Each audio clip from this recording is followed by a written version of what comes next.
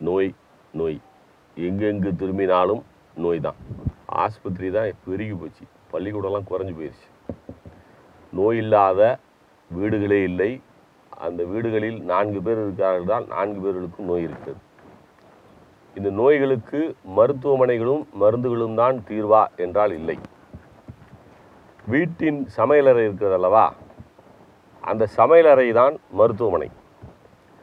சமையல் செய்யும் தாய் தான் மருத்துவர். உணவுகளை சரியான முறையில் செய்து தன் குழந்தைகளுக்கு பரிமாறினாலே போதும், தான் பெற்றெடுத்த குழந்தைகளுக்கும் நோய் வராது, அவளுக்கும் நோய் வராது, அவளுடைய கணவனுக்கும் நோய் வராது.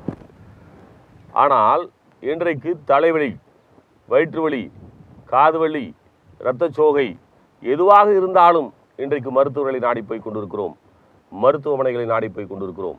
ஆனால் இவைகளெல்லாம் இல்லாமல் உங்கள் வீட்டில் கிடைக்கக்கூடிய மிளகு இருக்கிறது, சீரகம் இருக்கிறது, பாதாம் பருப்பு இருக்கிறது, வெந்தயம் இருக்கிறது, கீரைகள் இருக்கிறது, பூண்டு இருக்கிறது, இஞ்சி இருக்கிறது, சோறு வடித்த கஞ்சி இருக்கிறது, அரிசி இருக்கிறது, நெல் பொரி இருக்கிறது.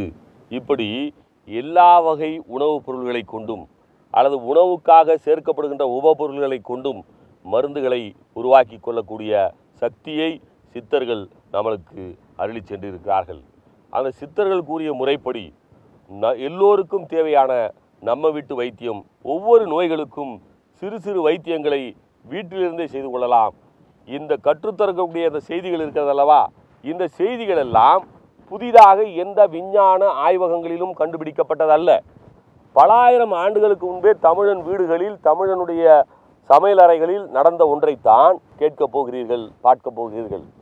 ஒவ்வொரு நோய்களுக்கும், அது நோய்கள் அல்ல, நோய்களாக உருவாக்கப்பட்ட ஒவ்வொரு செயல்களுக்கும் ஒவ்வொரு தீர்வை உணவின் மூலமாக சொல்லிக் கொடுக்கிறோம். இதை நீங்கள் அறிந்து கொண்டால் போதும், உணர்ந்து கொண்டு செய்யுங்கள். உங்களுக்கு ஒருவருக்கும் நோய்கள் வராது, வந்த நோய்கள் தீர்ந்து